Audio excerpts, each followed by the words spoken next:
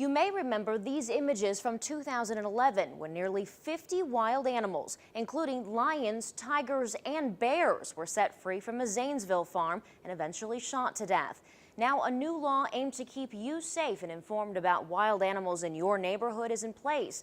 But I found the state knows of many owners who refuse to follow it. The animals at zoos are miserable. If you pass Daniel Chambers' home, you definitely know he has some unusual pets. Locked away in his backyard is a tiger, 3 bears, and a mountain lion. That look like a dangerous animal to you? The problem is these pets are now illegal for Chambers to own, and he knows it. Nothing I have here is compliant. State law says if an owner wants to keep their wild animals, they must do 2 things. First, register with the state, letting authorities and their neighbors know what animals they have and exactly where they are. The second, get a permit, sometimes hundreds of dollars per animal, along with liability insurance and proper caging. She's a bear. Some Miami Valley residents gave up their wild animals instead of complying with the new law. This alligator was taken from a Huber Heights home in June, and this bear was taken from a Covington backyard in July. They're a part of me. Chambers is breaking the law. He registered, and the state knows he has Canyon, Bamira, and his bears, but he refuses to get the permits. So you did the registration, but you didn't do the permits. I can't do the permits. Can't afford them. I'm a blue-collar worker. I've got a family. 2 News Investigates found Chambers is not the only one breaking the law.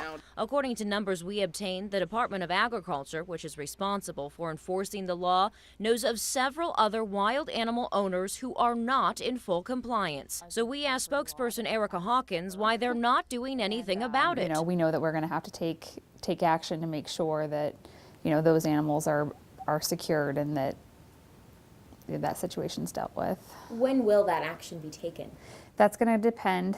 I think that there are situations that are going to be more pressing at first, but the other thing to keep in mind is that there are a lot of unknown animals out there too. Hawkins says it's a slow and deliberate process, and 2 News Investigates found it's a pretty expensive one. So far, the state has spent $2.9 million on this temporary holding facility for confiscated animals. Is the state going to need to spend more money to make sure that this is working properly? I think that remains to be seen. The problem with a program that's starting up from scratch, it's never existed before, that we've never had to enforce at this level before, is that you can't know how much it's going to cost. While Hawkins says this law will keep you safe and let you know what wild animals might be in your neighborhood, Chambers thinks it's a knee-jerk reaction to a very rare incident. Everybody in the state that own these animals, we were all law-abiding citizens. But now we're criminals because we can't afford these ridiculous upgrades.